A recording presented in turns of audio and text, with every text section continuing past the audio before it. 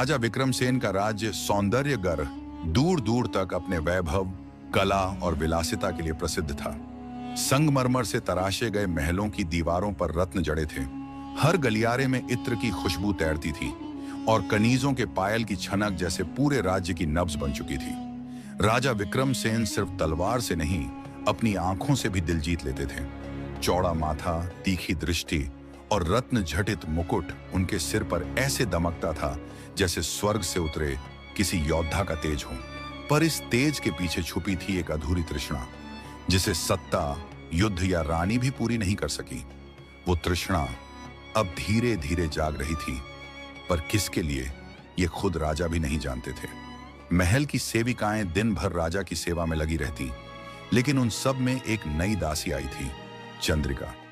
नाम की तरह ही उसका चेहरा भी चंद्र की तरह चमकता था और चाल में ऐसी लचक थी कि जैसे कोई बांसुरी की धुन शरीर में उतरती जा रही हो।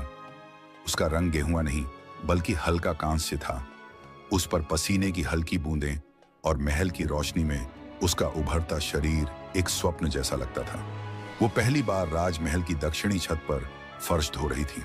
राजा अपने शयन कक्ष से बालकनी में आए और उनकी दृष्टि उस पर ठहर गई। राजा की आंखों ने जैसे गुप्त आग को महसूस किया। वो झुककर झाड़ू लगा रही थी, बाल हल्के गीले थे और उसका घाघरा उसके घुटनों तक ऊपर था। उसकी कमर कुछ ज्यादा ही नर्म थी और जैसे ही उसने एक बार बालों को कान के पीछे किया, राजा की धड़कनों ने एक अलग ताल पकड़ ली। राजा को पहली बार किसी दासी ने इतना विचलित किया था। ये कौन है?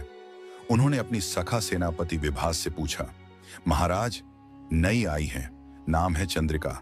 हाल ही में पश्चिमी गांव से लाई गई है। बड़ी मेहनती है मगर थोड़ी सी ढीठ भी। राजा मुस्कुराए। ढीठ और खूबसूरत? दिल और तेज धड़कने लगा। उस रात राजा अपने शयन कक्ष में अकेले थे, लेकिन मन उस छवि में खोया था। चंद्रिका की नम आंखें, उसके भीगे वस्त्र और उसकी झुकी कमर। पहली बार उन्हें लगा कि जो प्यास उन्होंने वर्षों से छुपा रखी थी, वो किसी ने अनजाने ही जगा दी है। और इधर चंद्रिका भी अचंभित थी। उसे महसूस हुआ था कि कोई उसे देख रहा है। और जब उसने पलट कर देखा था, राजा की आंखों का वो तीव्र ज्वार जैसे उसके रोम रोम में उतर गया था। अगले दिन राजा ने एक आज्ञा दी, चंद्रिका को फूलों की व्यवस्था में लगाया जाए। यह काम महल के सबसे करीबी कक्षों में होता था, यानी राजा के बेहद पास, और वहीं से शुरू हुई वो गुप्त राह जहां सत्ता की सीढ़ियों के नीचे एक अदृश्य प्रेम कहानी करवट लेने लगी थी। जब चंद्रिका पहली बार राजा के सामने आई तो वो घबरा रही थी, लेकिन राजा की आंखों में कुछ ऐसा था जो डर से ज्यादा सम्मोहन भर रहा था। तुम्हारा नाम क्या है? राजा ने पूछा। चंद्रिका, उसने सिर झुकाते हुए कहा। चंद्रमा से ज्यादा उज्जवल तो नहीं, पर आकर्षक हो, राजा ने धीमे स्वर में कहा। चंद्रिका की सांसें अटक गईं। उसने राजा की आंखों में झांकने की हिम्मत की और वहां उसे आग मिली, ऐसी आग जिसमें कोई भी जल सकता था। वो दिन बीतता गया और हर दिन राजा कोई ना कोई बहाना बनाकर चंद्रिका को पास बुलाते। कभी फूलों की व्यवस्था, कभी इत्र का चयन, कभी दालान की सफाई, लेकिन असल वजह वही थी, वो उसकी मौजूदगी में खो जाते थे। चंद्रिका भी अब आकर्षित होने लगी थी। उसे राजा का रौब नहीं बल्कि उनका अकेलापन समझ आने लगा था, और कहीं ना कहीं उसे भी एक सहारा चाहिए था। वो जीवन जो अब तक सिर्फ आदेशों और सेवा में बीता था। और फिर एक दिन राजा ने चंद्रिका को अपने निजी उद्यान में बुलाया। वहां फूलों से भरी रात रानी की झाड़ियां थीं, मध्यम संगीत बज रहा था और पूरा वातावरण जैसे किसी यौगिक मोह में डूबा था। मैं तुम्हें देखता हूं, हर दिन, हर रात, राजा ने कहा। चंद्रिका कुछ नहीं बोली। क्या तुम जानती हो कि यह आकर्षण है या कुछ और? चंद्रिका ने आंखें उठाईं, पहली बार सीधे राजा की आंखों में झांका। मैं सिर्फ एक दासी हूं महाराज। राजा मुस्कुराए। और मैं सिर्फ एक आदमी। वो चुपचाप खड़ी रही, लेकिन उसकी आंखें खुद बता रही थीं कि वो भी अब इस आग में जलना चाहती है। महल की दीवारें बहुत कुछ जानती थीं। वो आवाजें जो कानों तक नहीं पहुंचती, वो सांसें जो हवाओं में भीगी रहती हैं, और वो नजरों का जादू जो छूकर भी अनकहा रह जाता है। सौंदर्यगर के राजमहल में अब एक नया अध्याय धीरे धीरे आकार ले रहा था। राजा विक्रमसेन और दासी चंद्रिका एक ऐसा रिश्ता जिसकी शुरुआत सिर्फ नजरों से हुई थी, लेकिन अब वो नजरों से आगे बढ़ चुकी थी। चंद्रिका अब रोज महल के भीतरी हिस्सों में काम करने लगी थी। उसका काम था राजा के कक्ष के पास की पुष्प सज्जा, इत्र चयन और कभी कभी रेशमी वस्त्रों की व्यवस्था। लेकिन यह महज बहाना था। असली बात तो यह थी कि राजा को अब उसकी उपस्थिति की लत लग चुकी थी। वो जब आती तो राजा के हृदय की धड़कनें तेज हो जाती। वो जब जाती तो कमरे में उसकी गंध देर तक तैरती रहती। और चंद्रिका, वो भी अब नजरें झुकाकर चलना नहीं चाहती थी। वो जान चुकी थी उसकी आंखों में अब केवल सेवा नहीं, सत्ता को पिघलाने वाला आकर्षण था। एक शाम जब रानी आराध्या महल के पूजा स्थल में व्यस्त थीं, राजा ने संकेत भेजा, रात्रिकाल के बाद चंद्रदीप उद्यान में आना। चंद्रिका ने कोई उत्तर नहीं दिया, पर उसकी आंखें कुछ कह गईं। रात का चंद्रमा अपने पूरे यौवन पर था। उद्यान में हरियाली पर ओस की बूंदें चमक रही थीं, जैसे कोई दुल्हन अपने शरीर पर मोती पहनकर बैठी हो। चंद्रिका वहां पहले से थी। उसकी साड़ी हल्की गुलाबी थी, बिना किसी भारी आभूषण के, बस एक छोटी सी बिंदी और खुले बाल। राजा जब आए तो उसे देखकर कुछ क्षण ठहर गए। तुम आई? आपने बुलाया था, वह धीरे से बोली। और अगर मैं न बुलाता तो क्या आती? राजा ने मुस्कुराते हुए पूछा। शायद नहीं, पर शायद हां। दोनों हंसे और फिर वही हुआ जो महीनों से एक तक नजरों में सुलग रहा था। उस रात उनके बीच कुछ ऐसा घटा जो ना पूरी तरह प्रेम था, ना पूरी तरह वासना, लेकिन दोनों का मिश्रण था। राजा ने उसकी उंगलियों को पकड़ा और कहा, ये उंगलियां हथियार बन चुकी हैं चंद्रिका, ये मुझे बेबस कर देती हैं। उसने कुछ नहीं कहा, बस अपनी पलकें झुका दी। राजा ने उसके कान के पीछे से बाल हटाए और वहीं एक हल्का चुंबन छोड़ दिया। उसके बाद राजा ने उसकी कमर के चारों ओर अपना हाथ लपेट लिया और उसे अपने शरीर के करीब खींच लिया। चंद्रिका ने विरोध नहीं किया। उसकी सांसें तेज थीं, लेकिन डर से नहीं, ज्वाला से। वो लम्हे चुप थे, लेकिन शरीर एक दूसरे से बातें कर रहे थे। हर छुअन में एक भूख थी। राजा के होठों ने उसके गालों से लेकर उसके गले तक का हर हिस्सा खोज लिया, और चंद्रिका का शरीर वो जैसे खुद को राजा के हवाले कर रहा था। उस दिन के बाद ये चोरी छिपी मिलन रोज की आदत बन गई। कभी किसी बंद कक्ष में, कभी महल की पुरानी लाइब्रेरी में, और कभी कभी तो गुप्त सुरंगों में। हर बार उनका रिश्ता कुछ नया रूप लेता।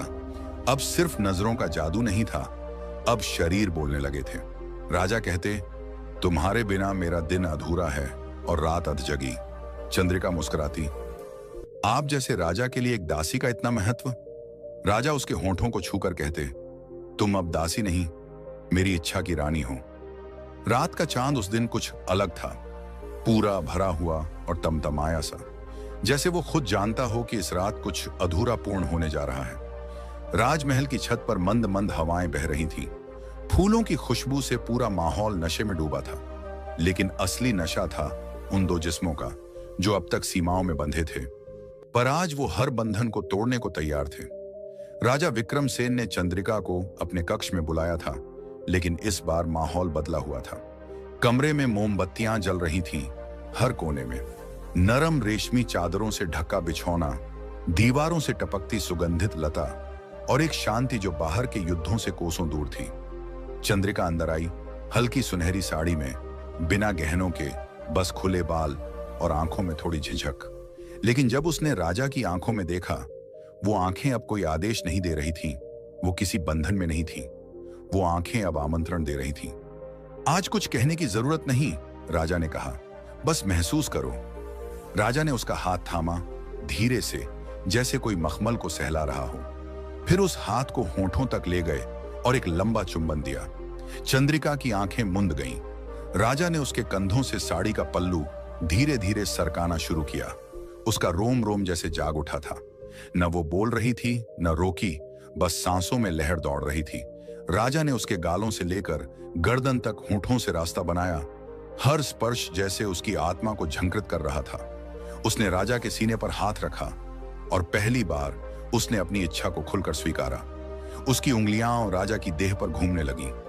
अब न कोई राजा था, न दासी, न कोई नियम, न मर्यादा। सिर्फ दो जिस्म थे, भूखे, प्यासे, अधूरे, जो अब एक दूसरे में समा जाना चाहते थे। राजा ने उसे पलंग पर लिटाया।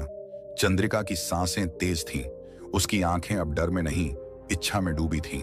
राजा ने उसका माथा चूमा और फिर धीरे धीरे प्रेम और वासना के मेल से उसके होंठों तक पहुंचे।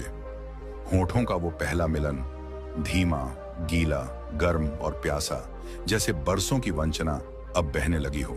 उनके शरीर अब बंधनों से परे थे। कपड़े एक एक करके हटते गए, देह ने देह को पहचाना, हर उभार पर होंठों ने कहानी लिखी और हर स्पर्श पर सिसकियां फूट पड़ी। वो एकांत रात्रि अब केवल मौन नहीं थी, वो अब कराहों, जज्बातों और शरीर की संगीत से गूंज रही थी। जब राजा ने उसे पूरी तरह अपने आगोश में लिया तो चंद्रिका के होंठों से एक लंबी सांस निकली, जैसे उसके भीतर की कोई गिरफ्त छूट गई हो। और जब दोनों अपने चरम पर पहुंचे तो कमरा थर्रा उठा। उनका वो पहला मिलन एक युद्ध नहीं था, वो समर्पण था, वासना का, प्रेम का और आत्मा के उस कोने का जो शायद किसी और को कभी नहीं दिया गया था। उसी समय महल के एक कोने में एक जोड़ी आंखें जल रही थीं, रानी आराध्या। उसने एक सेविका से सुना था कि राजा अक्सर अकेले नहीं होते। अब वह जानने लगी थी, उसका संदेह सत्य बन चुका है। रानी आराध्या वर्षों से इस महल की रानी थी, सुंदर, विदुषी और राजनीतिज्ञ। उसने राजकाज के हर नियम को समझा था और पति की हर दृष्टि को पढ़ना सीखा था। पर हाल के दिनों में राजा विक्रमसेन बदल चुके थे। उनके चेहरे पर अजीब संतोष रहता था और आंखों में एक अलग सी चमक। रानी ने यह चमक पहले कभी नहीं देखी थी।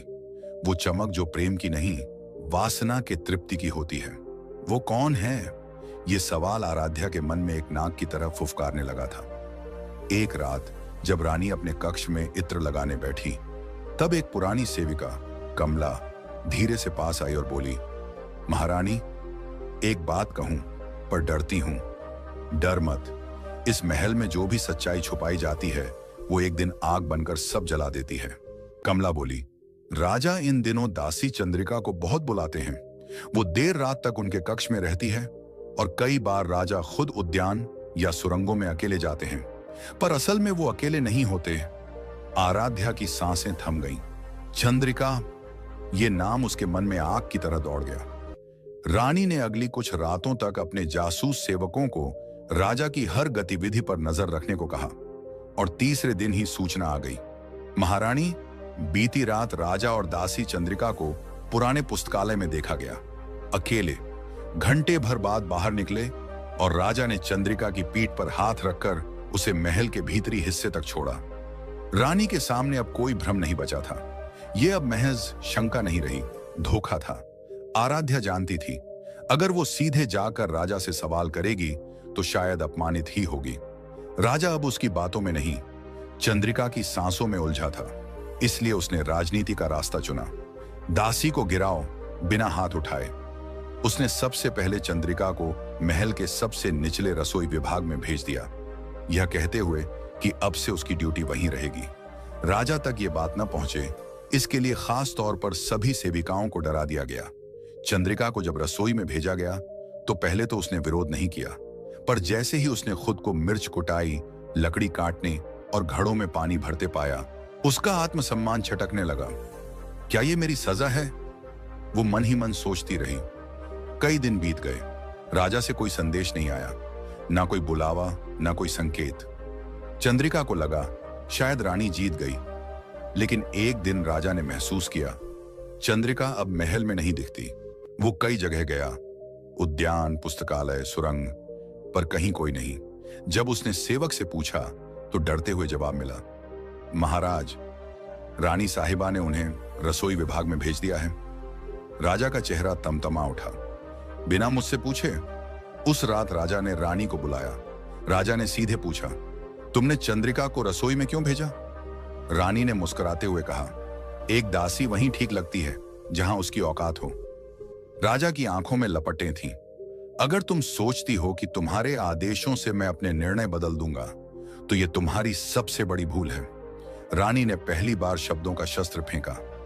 और अगर तुम सोचते हो कि एक वासनामयी दासी के लिए एक रानी को अपमानित करोगे तो यह तुम्हारा सबसे बड़ा पतन होगा। कमरे में सन्नाटा छा गया। अब पूरे महल में दो गुट बन चुके थे। एक तरफ थे वे जो रानी की सत्ता और अनुशासन के साथ थे, और दूसरी ओर वे जो राजा की इच्छाओं और चंद्रिका के सौंदर्य से मोहित थे।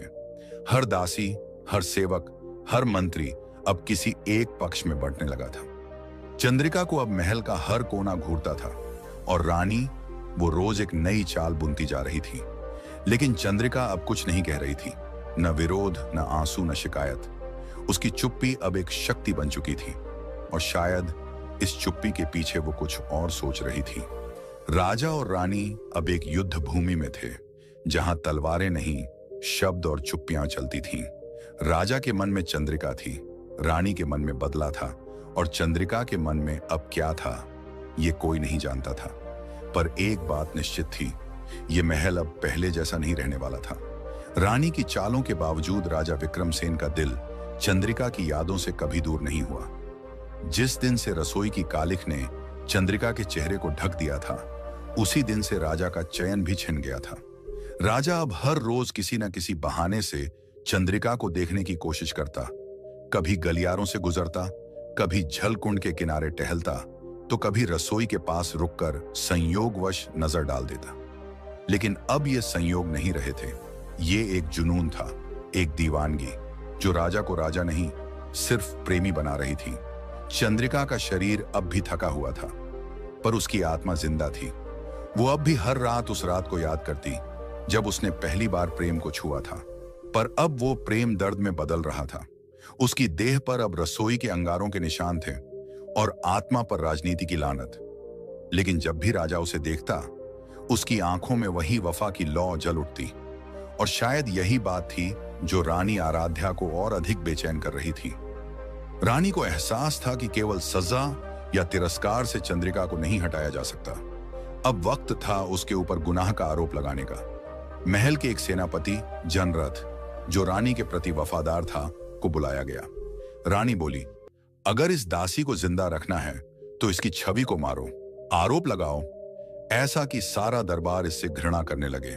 जनरथ मुस्कुराया, आज्ञा दीजिए महारानी, मैं कल सुबह तक इसे राजद्रोहिणी बना दूंगा। अगले ही दिन महल में अफवाह फैली। दासी चंद्रिका ने राजा को विष देने की योजना बनाई थी।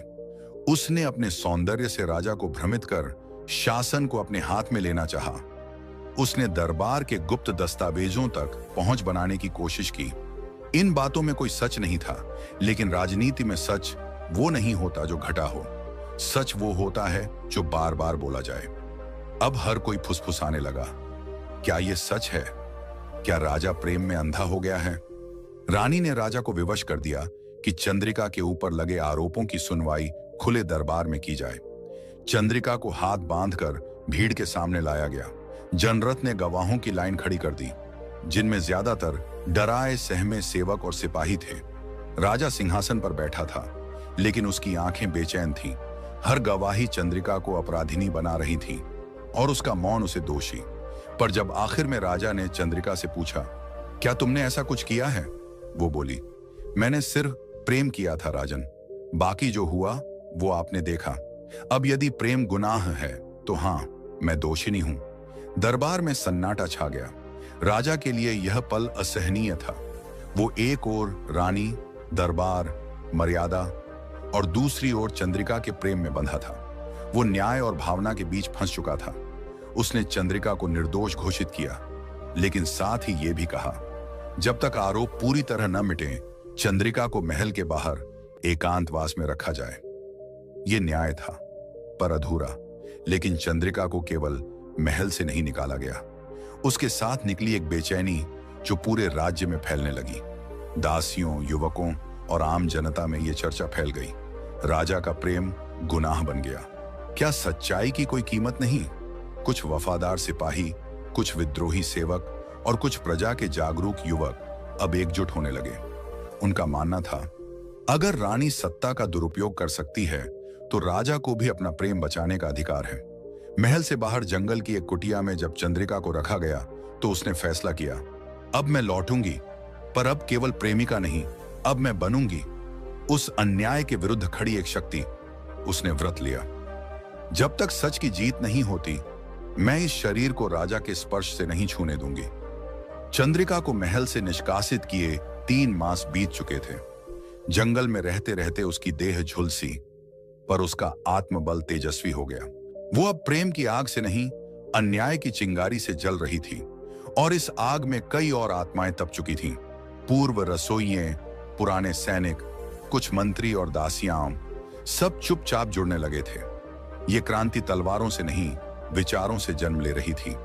अगर एक प्रेम करने वाली दासी के लिए महल में जगह नहीं, तो वो महल रहने के लायक नहीं। विक्रमसेन का मन अब जल रहा था। महल भरा हुआ था, पर भीतर खालीपन था। रानी पास थी, पर उसकी मुस्कान में अब विष था। रानी ने दरबार में एक फरमान रखा, राजा को अब उत्तराधिकारी चुनना चाहिए, और यदि वो निष्क्रिय रहते हैं तो सभा मुझे कार्यकारी रानी घोषित करे। यह सीधा हमला था, सत्ता हथियाने का। राजा समझ चुका था, आराध्या अब केवल उसकी पत्नी नहीं, उसकी प्रतिद्वंद्वी बन चुकी है। एक रात राजा के कक्ष में एक कबूतर आया। उसके पैरों में एक पत्र बंधा था। पत्र चंद्रिका का था।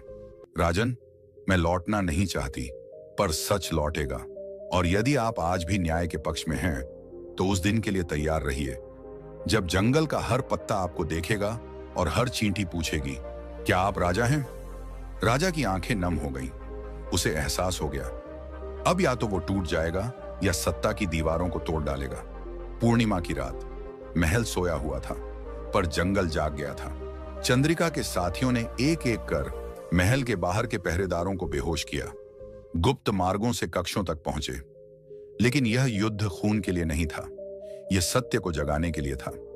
चंद्रिका खुद महल के मुख्य द्वार पर आई, सिर ऊंचा, कपड़े साधारण, पर आंखों में क्रांति की रोशनी। राजा ने एक खुली सभा बुलाई। चंद्रिका, रानी, मंत्रीगण, सेवक, जनता, सभी एकत्र थे। राजा ने खड़े होकर कहा, आज कोई सिंहासन पर नहीं बैठेगा, आज न्याय खड़ा रहेगा और हर झूठ बैठेगा। फिर उसने चंद्रिका की ओर देखा, तुमने प्रेम किया था, गुनाह नहीं। फिर रानी की ओर, तुमने सत्ता के लिए झूठ गढ़े, जाल बुने, प्रेम को अपमानित किया। अब यह दरबार तय करेगा कि रानी कौन होगी, वो जो झूठ के बल पर राज्य करती है या वो जो सत्य के साथ निर्वासित रही। रानी गुस्से से कांप रही थी। उसने चिल्लाकर कहा, क्या एक दासी रानी बनेगी? यह राजधर्म का अपमान है। तभी दरबार के एक वृद्ध मंत्री उठे और बोले, और अगर रानी अन्याय करे तो क्या वो राजधर्म का सम्मान है? राजधर्म वही है जहां प्रेम और न्याय जीवित रहे। पूरे दरबार ने एक स्वर में कहा, सच्ची रानी हम चंद्रिका। राजा ने सिंहासन से उतरकर अपना मुकुट चंद्रिका के चरणों में रखा। मैं तुम्हें सत्ता नहीं दे रहा, मैं उस स्त्री को आदर दे रहा हूं जिसने प्रेम के लिए अपमान सहा और फिर भी प्रतिशोध नहीं, न्याय मांगा। चंद्रिका ने मुकुट नहीं उठाया, उसने बस इतना कहा, मैं राज नहीं करूंगी, पर हर वह स्त्री जो दासी समझी जाती है, अब उसे यह पता रहेगा कि वो भी रानी बन सकती है। सभा ने रानी को महल से निर्वासित कर दिया। उसे एक छोटी सी मठ में भेजा गया, जहां वह जीवन भर साध्वी की तरह रही, कभी राजनीति की देवी, अब मौन की मूर्ति। राजा विक्रमसेन ने चंद्रिका से विवाह नहीं किया, पर उसने जीवन भर उसका सम्मान किया। चंद्रिका ने फिर कभी महल के भीतर नहीं कदम रखा, पर उसकी छवि हर दीवार पर अंकित रही। महल बदला, राज्य बदला। अब वहां सच्चे प्रेम को पाप नहीं समझा जाता था। मूल संदेश, प्रेम जब वफा बन जाए तो वो गुनाह नहीं रह जाता, और जब एक दासी सच की रानी बन जाए तो हर तख्त को सिर झुकाना पड़ता है।